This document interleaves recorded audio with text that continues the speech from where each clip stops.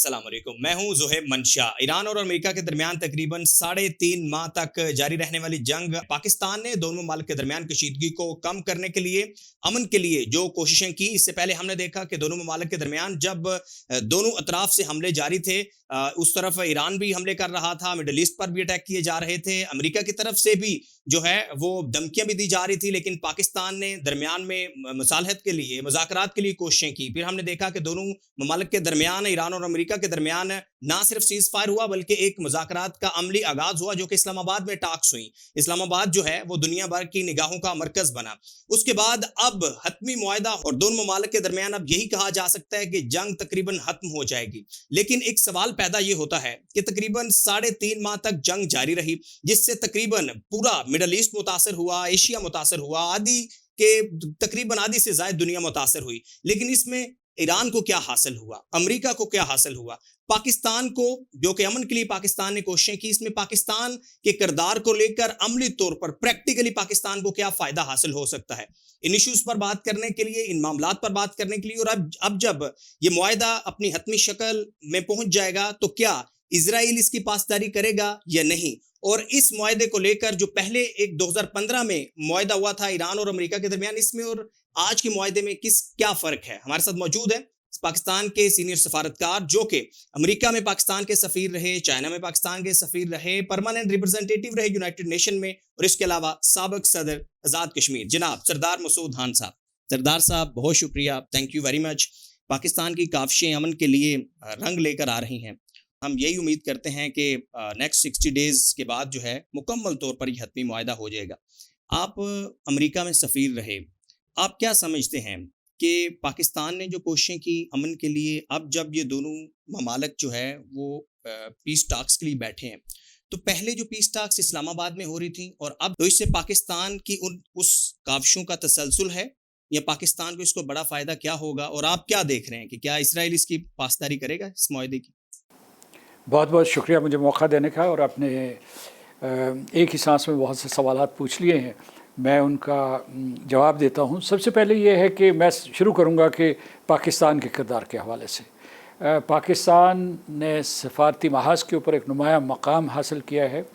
اور اس کی نظیر، اس کی مثال نہ پاکستان کی سفارتی تاریخ میں ملتی ہے، نہ اس کی خارجہ پالیسی میں ملتی ہے، اور نہ ہی دنیا کی سفارتی تاریخ میں ملتی ہے، کیونکہ میں بھی بحیثیت سفارتکار بڑے عرصے سے سفارت میں اتار چڑھاؤ یا جو بھی اس کا ارتقاء ہوتا ہے اس کا مشاہدہ کرتا رہا ہوں۔ تو اس قسم کی نظیر نہیں ملتی کہ ایک ملک جو ہے اس قسم کی بھاری ذمہ داری سنبھالے، یعنی پاکستان نے جیسے سنبھالی۔ اقوام متحدہ کی ذمہ داری لگتی تھی، یورپین یونین کی لگتی تھی، عمومی طور پر ہمارے خطے میں 2 ثالث تھے، ایک قطر تھا اور دوسرا عمان، لیکن وہ اس وقت حملے کی زد میں تھے۔ پاکستان کے اوپر یہ ذمہ داری عائد ہوئی اور پاکستان نے اسے بخوبی نبھایا۔ اس میں یہ کہنا چاہتا ہوں کہ اس میں سب سے زیادہ پاکستان کی ترکیب کے اوپر غور کیجیے کہ اس نے کس طریقے سے اس پوری کی پوری صورتحال کو سنبھالا، جو بہت کٹھن تھی۔ اور باقی لوگ جو ہے، جیسے کہ آپ نے کہا کہ پہلے دور مذاکرات کے بعد جو فاصلہ طے ہوا ہے، اس میں بہت سے ممالک جو ہے وہ ہمت ہار چکے تھے، قیاس آرائی ہو رہی تھی کہ یہ دوبارہ سے جنگ شروع ہو جائے گی، لیکن پاکستان پس پردہ کام کرتا رہا۔ فیلڈ مارشل عاصم منیر وہاں تہران میں 2 مرتبہ گئے، اس کے بعد جو ہے آپ کے وزیر اعظم وہ خطے میں دورہ کیا انہوں نے، تاکہ جو ہم نے ایک علاقائی اتفاق رائے پیدا کیا ہوا تھا اسے مستحکم کیا جائے۔ چین کی حمایت ہمیں مسلسل جاری رہی، اور یہ جو پاکستان نے یعنی ایک کنسنسس بلڈ کیا، اس کے بعد جو ہے 2 مخالفین، 2 متحاربین، اور پھر جو ہے وہ ممالک جو 47 سال کے لیے ایک دوسرے کے دشمن تھے، ان کو پہلے ان سے جنگ بندی کروائی، اس کے بعد ان کو مذاکرات کی میز پہ لائے، وہ آمنے سامنے بیٹھے، اور اب جو ہے ایک ایسا مسودہ ان کے ہاتھ میں دیا باہمی مشاورت سے کہ جس کے بعد ان کی جنگ بھی ختم ہو گئی، اور اس کے بعد جو یہ نیا باب لکھا جا رہا ہے، جس کا مجھے یقین ہے کہ اس سے خلیجی ریاستوں اور ایران کے تعلقات اور ایران اور امریکہ کے تعلقات بہتر ہو جائیں گے۔ تو میں یہ کہتا ہوں، دوسرے آپ نے کئی اور سوالات اٹھائے ہیں، اس میں دیکھیے جو ایک تبدیلی آئی ہے وہ یہ آئی ہے کہ جو مسودہ سامنے آیا ہے، جو 14 نکاتی مسودہ سامنے آیا ہے، اس میں جو نیوکلیئر معاملات ہیں اس کے اوپر تو بات چیت ہوگی، اس کا آغاز ہوگا جمعے کو، اور اس کے بعد 60 دن تک یہ رہیں گے. 60 دن سے کم بھی ہو سکتے ہیں، زیادہ بھی ہو سکتے ہیں. لیکن اور ان کے بارے میں امریکہ اور ایران کو معلوم ہے کہ انہوں نے کیا کرنا ہے، ان کی کیا پوزیشن ہے، کیونکہ 26 فروری تک وہ ایک مذاکراتی عمل سے گزر رہے تھے، اور عمان کے وزیر خارجہ نے ان کو ایک مسودہ دیا تھا جو بڑی حد تک امریکہ کو قابل قبول تھا. لیکن جو ہے ابھی جو فوری طور پر دنیا کو فائدہ ہو رہا ہے وہ یہ کہ آبنائے ہرمز کھل جائے گی، ہندوستان، معاف کیجیے گا، جو امریکہ کا بحری محاصرہ تھا وہ ختم ہو جائے گا. اور اس کے علاوہ جو عالمی منڈیوں میں آپ نے دیکھا کہ کس طریقے سے تیزی سے مثبت رجحانات آگے بڑھے ہیں، اور تیل اور گیس کی قیمت تیزی سے گری ہے، جس سے دنیا کے تمام صارفین پہلے متاثر تھے، اب جو ہے ان سب کو ریلیف ملے گا. تو ایک یہ فوری فوائد ہوئے. ان مذاکرات میں جو ہے بڑے نازک اور حساس مذاکرات ہیں، اگرچہ میں سمجھتا ہوں کہ امریکہ اور ایران ایک دوسرے کی پوزیشن سمجھتے ہیں، اور اگر پولیٹیکل ول ہے اور اگر وہ اپنی ڈومیسٹک کنسٹیٹوئنسیز کو سنبھال سکے، کیونکہ امریکہ میں بھی ایک بیکلیش آیا ہے سینیٹرز کی طرف سے اور جو میگا ریپبلکنس ہیں ان کی طرف سے. اور دوسری طرف جو ہے ایران بھی اپنے جو ہے انہوں نے پہلے جو ہے اس کے بارے میں باقاعدہ مشاورت کر لی تھی رہبر اعلیٰ سے، سپریم نیشنل سیکیورٹی کونسل سے. اس کے علاوہ انہوں نے جو ہے پاسداران انقلاب، خاتم الانبیاء، ہیڈ کوارٹرز افواج ایران، اور جو باقر کالباف ہیں اسپیکر، صدر پزشکیان، سب سے جو سیاسی اور مذہبی اور نظریاتی قیادت اور فوجی قیادت سے مشاورت کر لی. وہ بھی سنبھال لیں اسے جب مذاکرات ہو رہے ہیں. آپ کا آخری سوال بہت اہم تھا، وہ یہ ہے کہ اس جنگ کے دوران اور جنگ بندی کے دوران اسرائیل نے ایک نیا نقشہ وہاں کھینچا ہے اپنے نیبرہڈ میں، اور اس نے لبنان کے اوپر قبضہ کر لیا. وہ لبنان کے مطلب ہے 2000 اسکوائر کلومیٹرز کے اوپر اس نے قبضہ کر لیا ہے، اور اس کے بعد جو ہے لتانی ریور سے زہرانی ریور اور اس سے شمال میں بیروت میں جا کے انہوں نے حملے کیے. تو وہ بضد ہیں کہ وہ نہ تو جنگ بندی کریں گے، نہ وہاں سے انخلا کریں گے افواج کا، ان کو وہاں سے نکالیں گے نہیں، اور اپنا قبضہ نہیں ختم کریں گے. ایران کی طرف سے ابھی بھی شرط دہرائی جا رہی ہے کہ انہیں یہ دونوں چیزیں کرنی ہوں گی. دوسرا یہ ہے کہ یہ جو اس میں آپ نے دیکھا ہوگا کہ 14 نکاتی معاہدہ جو ہے اس میں ایک نقطہ یہ ہے کہ جامع سیز فائر ہے، اور اگر لبنان میں سیز فائر نہیں ہو رہی اور اسرائیل ناخوش ہے، اس کے وزیر اعظم، اس کی کابینہ، ان کی اپوزیشن سارے کے سارے ناخوش ہیں کہ صدر ٹرمپ نے ان کو اعتماد میں نہیں لیا ہے، وہ مذاکرات کے عمل کا حصہ نہیں تھے. تو اس وجہ سے یہ اسرائیل کی مخالفت اور اس کی سبوتاژ کی کوششوں کو خارج از امکان نہیں قرار دیا جا سکتا. تو میں سمجھتا ہوں، لیکن اس کے باوجود آئی بلیو کہ تہران اور واشنگٹن میں پولیٹیکل ول موجود ہے کہ اس کوشش کو وہ کامیاب کریں. یقینی طور پر ایران اور امریکہ تو دونوں چاہیں گے کہ معاہدہ ہو، لیکن معاہدے کی پاسداری کے لیے اسرائیل کے اوپر کیا امریکہ دباؤ ڈال سکتا ہے یا اس کو پابند کر سکتا ہے؟ امریکہ دباؤ ڈالنے کی کوشش کرے گا، لیکن میرا خیال ہے کہ اسرائیل مانے گا نہیں. اور اسرائیل جو ہے وہ ظاہر ہے کہ امریکہ سے بغاوت تو نہیں کر سکتا، لیکن امریکہ کے اندر اس کا اثر و نفوذ بہت زیادہ ہے. وہ کانگریس ہو، وہ ایڈمنسٹریشن ہو، وہ دوسرے جو ہے پینٹاگون ہو، انٹیلیجنس ایجنسیز ہوں، اس کے علاوہ جو ہے ان کے جامعات، ان کے جو سارے کے سارے جو وہاں فیصلہ کرنے والے ادارے ہیں یا رائے ساز ادارے ہیں، ان کے اوپر ان کا نہ صرف اثر و رسوخ ہے بلکہ غلبہ تسلط ہے. تو یعنی اسرائیل کی وہاں اتنی بڑی کنسٹیٹوئنسی موجود ہے کہ وہ کسی بھی فیصلے کو ویٹو کر سکتے ہیں. ان کے پاس کئی طریقے ہیں. اچھا، لیکن یہ ہے کہ میں سمجھتا ہوں کہ صدر ٹرمپ نے اگر ان کا یہ معاہدہ کامیاب ہوتا ہے جیسے کہ فریم ورک ہے، تو یہ ایک بڑا انقلابی قدم ہوگا، کیونکہ اس میں وہ خلیجی ریاستوں کو بالخصوص یو اے ای اور قطر کو اور ایران کو آپس میں جوڑ رہے ہیں. اگر ان دونوں کا مطلب ان تینوں کا یا خلیجی ریاستوں اور ایران کا ایک دوسرے کے اوپر انحصار ہو گیا، اگر ایران کے اندر 300 ارب ڈالر سے جو تعمیر نو ہوگی، ریکنسٹرکشن اور ترقی کے جو پروجیکٹس بنیں گے، انٹرپرائزز بنیں گے، اس میں اگر یہ لوگ شریک کار ہو جاتے ہیں، اور اس کے بعد جو ہے ایشیائی حلیف امریکہ کے مثال کے طور پر جاپان ہے، اس کے ساؤتھ کوریا ہے، ملیشیا ہے، سنگاپور ہے، اگر یہ شامل ہو جاتے ہیں تو پورے مغربی ایشیا کا نقشہ، اسٹریٹجک نقشہ تبدیل ہو جائے گا اور معاشی نقشہ بھی تبدیل ہو جائے گا. اور ایران تو اس کے لیے ظاہر ہے کہ اسے صدر ٹرمپ چھوٹ بھی دے رہے ہیں کہ وہ جب تک مذاکرات ہوتے رہیں گے وہ تیل بیچ سکتا عالمی منڈیوں میں، اور محاصرے کے ختم ہونے کے بعد وہ جو ہے وہ آزادی سے اس کے جو آئل ٹینکرز ہیں وہ انٹرنیشنل واٹرز میں جا سکتے ہیں.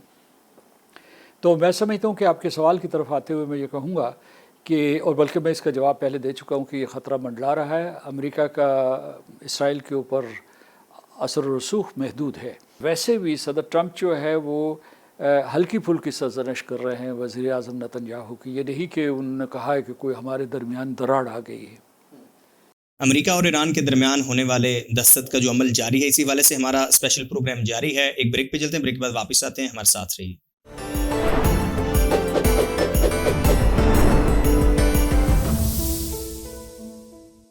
جی ویلکم بیک. اچھا سردار صاحب، جو 2015 میں اوباما انتظامیہ نے معاہدہ کیا تھا ایران کے ساتھ، جو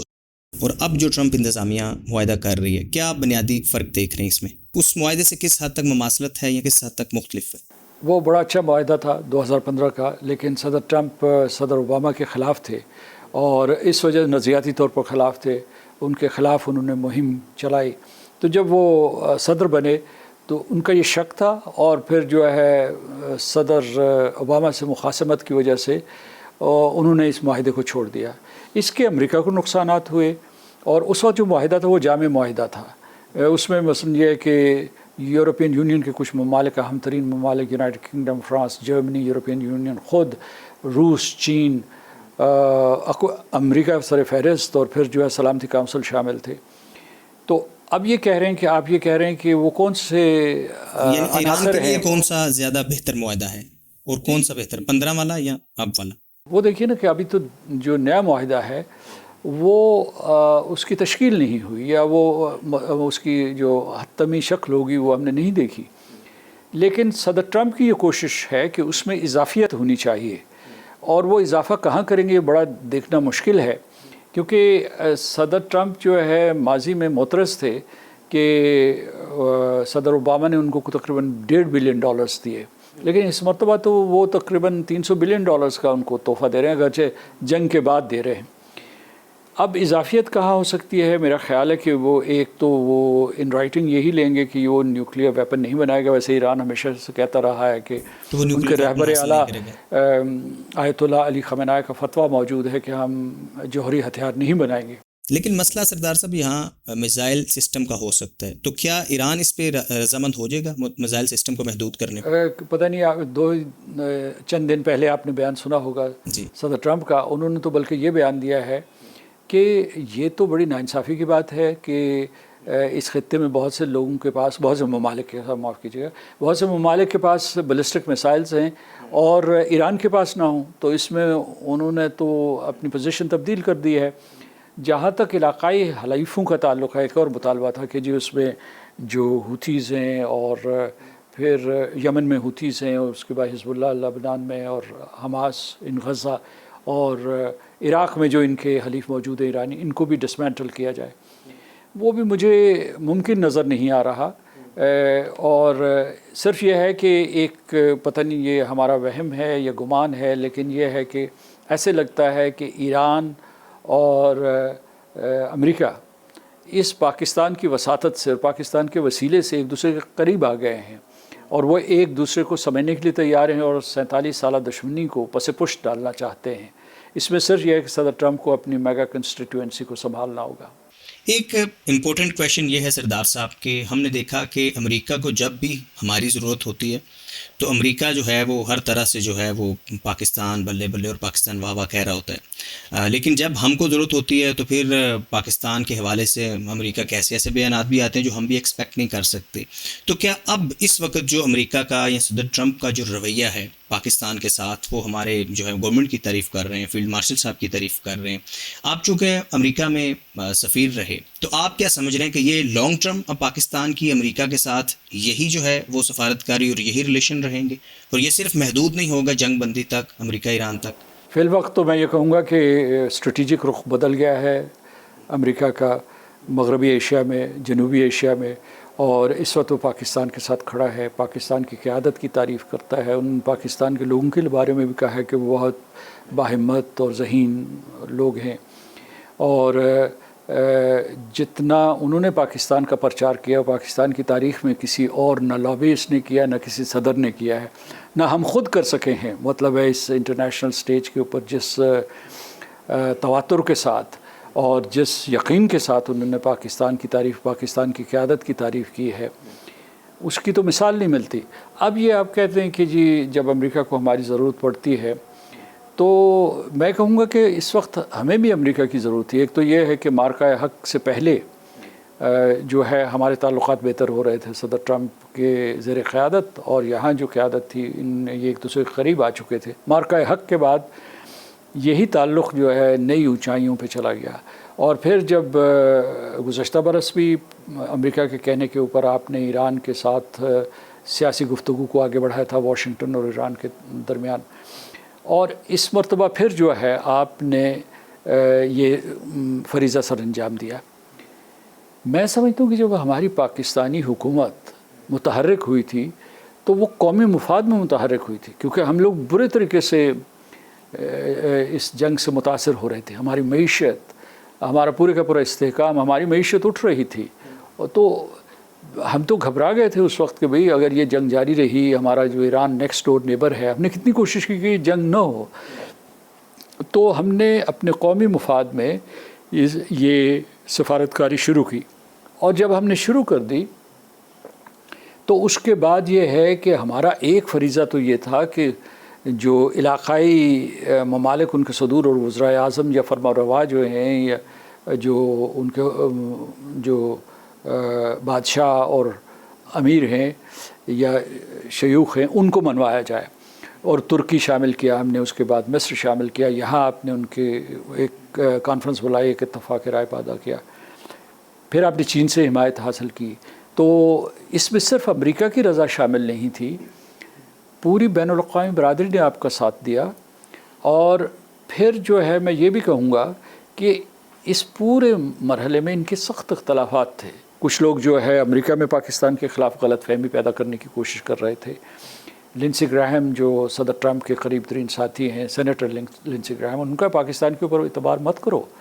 اور ان کا انہوں نے جو ہے ایرانیوں کے جہاز یہاں پارک کیے ہوئے، یا ہندوستان سے یہ آوازیں اٹھتی تھی کہ ہمیں تو کوئی مقام ہی نہیں ملا. لیکن امریکہ نے ان کو درخور اعتنا نہ سمجھا اور پاکستان کے اوپر بھروسہ کیا. دوسری چیز جو میں آپ کو کہنا چاہتا ہوں کہ ایران جو ہے، ایران کے سلسلے میں پاکستان نے بڑی ذہانت کا مظاہرہ کیا، بڑی حکمت عملی کا مظاہرہ کیا کہ ایران کے ساتھ ہمارے اچھے تعلقات تھے، لیکن یہ ہے کہ سعودی عرب کے ساتھ ہمارے بہت مضبوط تعلقات تھے، اور گزشتہ برس ہم نے میوچول ڈیفنس ایگریمنٹ بھی کر لیا تھا. تو اس کا مطلب یہ ہے کہ اگر سعودی عرب یا پاکستان میں سے کوئی بھی حالت جنگ میں ہو تو اسے اس کا ساتھ دینا تھا. اور ایران جو ہے سعودی عرب کے اوپر حملے کر رہا تھا، جوابی حملے، ظاہر امریکی ٹھکانوں کے اوپر، امریکی بیسز کے اوپر، لیکن اس کی زد میں سعودی عرب کا انفراسٹرکچر بھی آ رہا تھا. تو اس وقت میں سمجھتا ہوں کہ پاکستان نے جس قسم کا بیلنسنگ ایکٹ کا مظاہرہ کیا ہے، یہ بہت ہی اس میں انٹیلیجنس تھی، اس میں بہت انجینوئٹی تھی جس کا پاکستان نے مظاہرہ. تو ہم نے اپنے قومی مفاد میں یہ کیا، امریکہ نے ہمارے اوپر اعتماد کیا، اور تہران نے ہمارے اوپر اعتماد کیا، دنیا نے ہماری حوصلہ افزائی کی. اب بتائیے کون سا دوسرا ملک ہے جس کو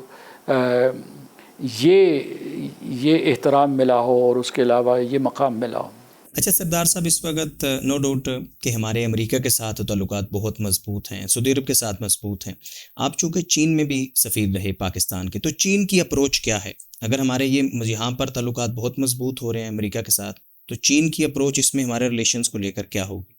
یا چین کے ساتھ جو تعلقات ہیں وہ اپنی جگہ اسی طرح برقرار ہیں؟ دو حوالوں سے جواب دیا جا سکتا ہے. ایک حوالہ جو ہے اس جنگ کا ہے، تو پاکستان اور چین اس سلسلے میں متفق تھے. مارچ کے آخر میں، آپ کو یاد ہوگا، مارچ کے آخر میں ہمارے نائب وزیر اعظم چین گئے تھے، اور وہاں جو ہے اپنے ہم منصب کے ساتھ مل کر وہاں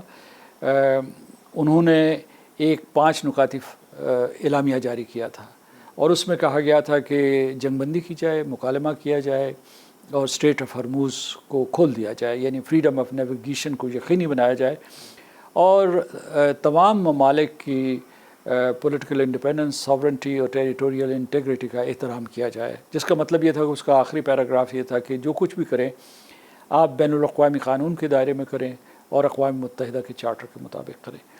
تو میں سمجھتا ہوں کہ یہ چین نے جو پاکستان کی حمایت کی ہر سطح پہ، جب کچھ لوگ اور کہنے لگے تھے کہ کسی اور کو ثالث بناؤ یا پاکستان جو ہے وہ کامیاب نہیں ہوا، چین نے پھر جو بآواز بلند یہ کہا کہ پاکستان کے پاس ہی یہ رول رہنا چاہیے۔ دوسرا آپ کا سوال یہ تھا کہ جو ہے کیا پاکستان، چین اور امریکہ کے درمیان توازن برقرار رکھ سکے گا؟ تو اس سلسلے میں عرض کروں کہ پاکستان کی 1959-60 سے اب تک جو ہے یہ کئی دہائیوں کا تجربہ، ہم نے توازن کو برقرار رکھا ہے۔ یہ بھی ہمیں فخر حاصل ہے کہ ہم نے 1971 میں چین اور امریکہ کی صلح کروائی تھی، اور ان کے درمیان جو ہے جسے انگریزی میں کہتے ہیں ریپروشمنٹ کروایا تھا۔ یہ دو دشمن قوتیں تھیں، تو وہاں بھی اس وقت بھی ہمارا ایک رول تھا۔ ابھی یہ ہے کہ چین کے ساتھ ہمارے بہت ہی قریبی تعلقات ہیں، ہمارا ڈیفنس کے تعلقات ہیں، معاشی تعلقات ہوں، چین پاکستان اقتصادی راہداری ہے۔ اب ہم چین جو ہے ہمیں نہ صرف اس نے یہ صلاحیت دی ہے کہ ہم خود ایئر کرافٹ بنا سکیں، JF-17 بناتے ہیں، ہم نے فریگیٹ بنائے ہیں، کورویٹس بنائی ہیں۔ اس کے علاوہ یہ ہے کہ ہم نے پہلے چین سے سیکھا، اب خود جو ہے ہم ٹینک بناتے ہیں، تو الخالد ٹینک ہے، دوسرے زرار ٹینک ہے، یہ سارے کے سارے ہم خود بناتے ہیں۔ پھر جو ہے اس کے علاوہ یہ ہے کہ انہوں نے ابھی 2015 کا ایک معاہدہ ہے جس کے تحت وہ 8 سب مرینز ہمیں دیں گے، اس میں سے 4 وہاں بن رہی ہیں، ہینگور ان کا نام ہے، اور 4 یہاں بنیں گی۔ پھر چین اقتصادی راہداری، یہ تقریباً لگ بھگ $70 بلین کا ایک منصوبہ ہے جس میں $25 بلین خرچ ہو چکے ہیں۔ تو اس کا کوئی نعمل بدل نہیں ہو سکتا، لیکن امریکہ کے ساتھ ہمارے 1950 کی دہائی سے بڑے مضبوط تعلقات ہیں، اور ہم ان تعلقات کو مضبوط تر کرنا چاہتے ہیں، اور انشاءاللہ ہم کامیاب ہوں گے۔ اور ہمارے کئی شعبوں میں تعلقات بڑھے ہیں، مطلب ہے کرپٹو کرنسی میں، اس کے علاوہ نیو ٹیکنالوجیز میں، پھر جو ہے کرٹیکل منرلز ہیں، اور پھر جو ہے رینیویبل متبادل توانائی کے میدان میں ہمارے ایک دوسرے کے ساتھ تعلقات بڑھے ہیں۔ پاکستان ایک بڑا ملک ہے، اس کے امریکہ کے ساتھ بھی اچھے تعلقات ہونے چاہیے، اور چین کے ساتھ بھی، روس کے ساتھ بھی، مغربی بلکہ پورے کے پورے یورپ سے، اور دوسرے ایشیائی ممالک کے ساتھ، پھر افریقہ اور لاطینی امریکہ میں۔ میں صرف اسے ایک فقرے میں سمیٹنا چاہوں گا۔ میں کہوں گا کہ we should have and we have friends all over the world. Exactly سابق صدر آزاد کشمیر اور سینئر سفیر سردار مسعود صاحب کے ساتھ ہمارا پروگرام جاری ہے۔ ابھی ایک بریک پہ چلتے ہیں، بریک کے بعد واپس آتے ہیں، ہمارے ساتھ رہیے۔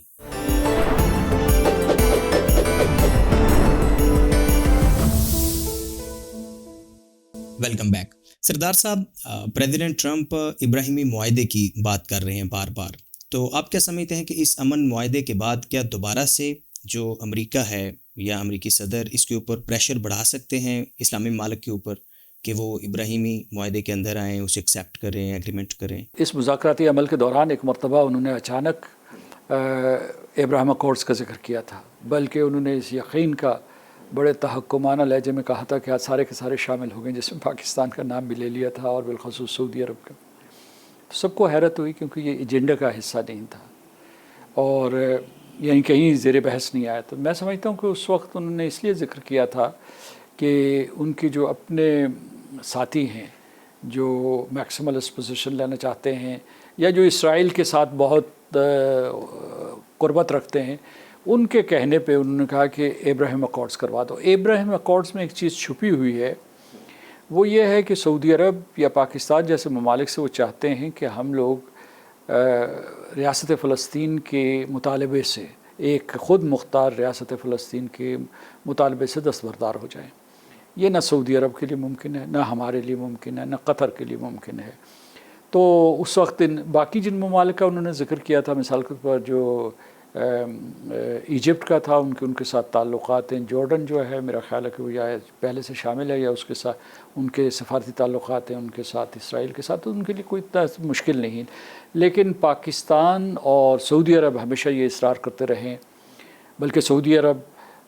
ماضی قریب میں یہ اصرار کر رہا تھا کہ نہ صرف اب آزاد خود مختار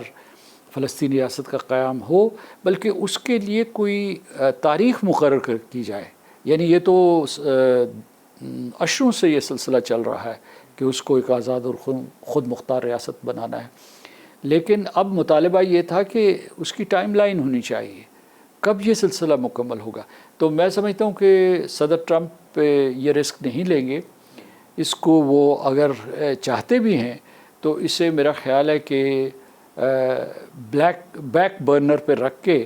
تو اسے میرینیٹ کرنا چاہیں گے، بجائے اس کے کہ جو ہے اسے جو ہے ایک متنازع مسئلہ بنا دیں. فلسطین اسرائیل کنفلکٹ کو آپ دیکھ رہے ہیں ممکنہ طور پہ کہ کیا اس کا سلوشن، کیا حل ہو سکتا ہے؟ ایز اے سفیر آپ بھی رہے تو آپ کیا سمجھتے ہیں کہ حل اس کا کیا ہو سکتا ہے، یا مستقبل قریب میں کوئی ہوگا، یا اسی طرح یہ کنفلکٹ جاری رہے گا؟ کچھ پیش رفت بھی ہوئی ہے اور کچھ منفی ڈیولپمنٹس بھی ہوئی ہیں. پیش رفت یہ ہوئی کہ گزشتہ برس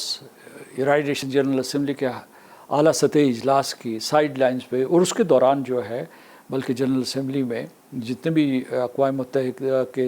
190 ممبرس ہیں ان میں سے 3/4 نے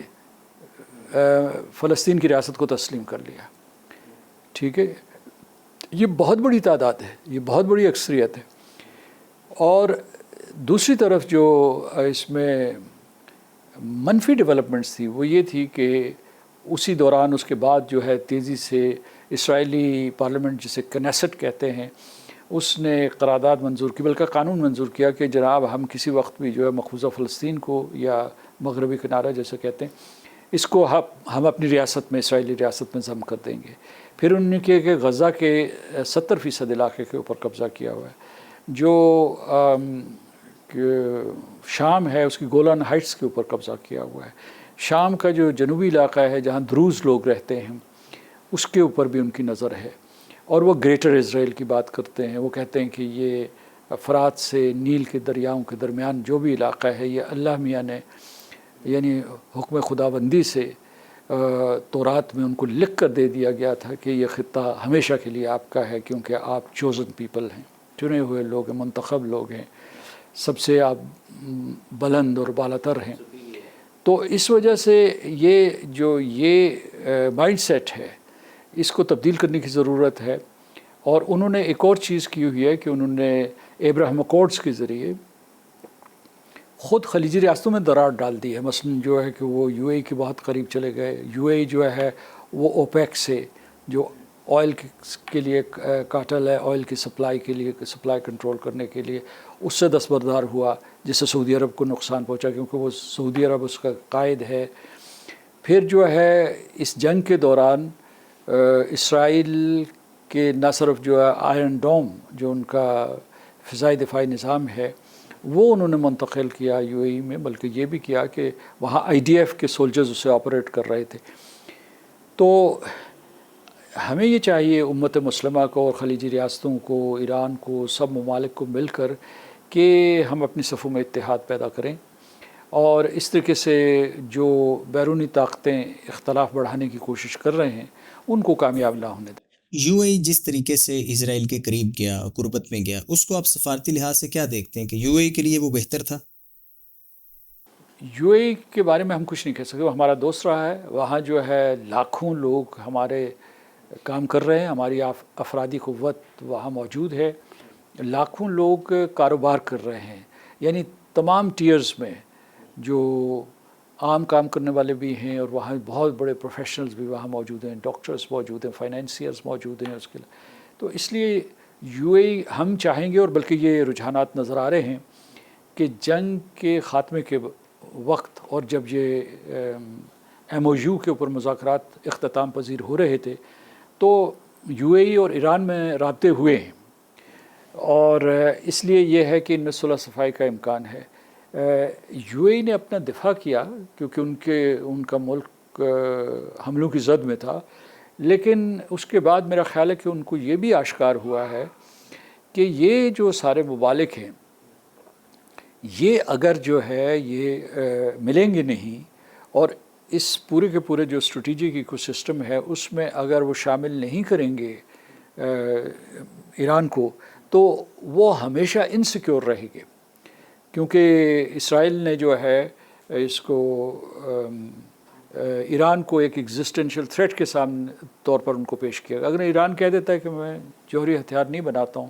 تو ان کے خدشات کم ہو جائیں گے۔ اچھا سردار صاحب، آپ امریکہ میں سفیر رہے، ایک تاثر ہے کہ امریکہ کے اندر جو اسرائیلی لابی ہے اس کی پالیسی میکنگ میں بہت زیادہ کافی حد تک مداخلت ہے، بلکہ امریکی انسدادی دہشت گردی ڈپارٹمنٹ کے ہیڈ تھے جوئی کینٹ، انہوں نے ریزائن بھی اسی وجہ سے کیا تھا اور انہوں نے پراپر ٹویٹ بھی کیا تھا۔ تو آپ کیا سمجھتے ہیں کہ امریکہ کی جو پالیسی میکنگ ہے اس میں اسرائیلی لابی کا کس حد تک کردار ہے، کس حد تک مداخلت ہے، یا کافی حد تک جو انتظامیہ امریکی انتظامیہ ہوتی ہے وہ خود مختار ہوتی ہے، آزاد ہوتی ہے؟ جو باتیں آپ نے کہی ہیں وہ درست ہیں، اور جو امریکہ کا اسرائیل کے اوپر غیر معمولی انحصار ہے، یا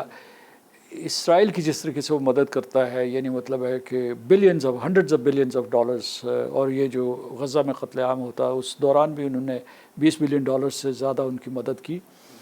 اور ہر سال ان کو مدد جاتی ہے، معاشی مدد بھی جاتی ہے اور عسکری مدد بھی جاتی ہے۔ تو یہ ان کا، میں پہلے اس سوال کا جواب دے چکا ہوں کہ ان کا ایک دوسرے کے ساتھ بہت گہرا تعلق ہے، لیکن وہاں بغاوت بھی ہو رہی ہے۔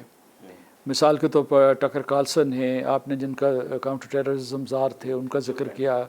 اور یہ سارے کے سارے جو تھے انہوں نے یہ سب کیا ہے، اور کم از کم شہریوں میں یہ آگے ہی بڑھ رہی ہے کہ اسرائیل ہمیں بار بار جنگوں کے لیے کھینچ کے لے جاتا ہے، وہ عراق کی جنگ ہو یا لیبیا کے بارے میں اکساتا ہے، یا اس کے علاوہ جو ہے دوسری جنگیں جو بھی مشرق وسطیٰ میں ہوتی ہیں، شام میں۔ تو اب وہاں کے عام شہری پوچھ رہے ہیں کہ ہم کیوں ایسی جنگیں لڑیں، فار ایور وارز ان کو وہ کہتے ہیں، جس سے امریکہ کے جانوں کا نقصان بھی ہوتا ہے، مالی نقصان بھی ہوتا ہے، اور اس کے علاوہ جو مختلف دنیا میں بھی ایک طریقے سے نیک نامی نہیں پیدا ہوتی، کیونکہ آپ دیکھیں گے کس طریقے سے جو ہے اس جنگ کے بعد مغربی یورپ کے امریکہ کے حلیف پیچھے ہٹ گئے، کس طریقے سے جاپان اور ساؤتھ کوریا نے ان کی مدد نہیں کی، اور پھر اسی طریقے سے جو ہے خود خلیجی ریاستوں میں دوبارہ سے یہ ایک احساس بیدار ہوا کہ امریکہ ان کی حفاظت نہیں کر سکتا۔ بہت شکریہ سردار صاحب، تھینک یو ویری مچ۔ ہمارے ساتھ موجود تھے سابق صدر آزاد کشمیر پاکستان کے سینئر سفارتکار، امریکہ چین میں سفیر رہے، اور نیکسٹ پروگرام میں ملاقات ہوگی ایک نئے مہمان کے ساتھ۔ دیکھتے رہیے بول ویکینڈ اسپیشل وذ زہیر منشا۔ اللہ حافظ۔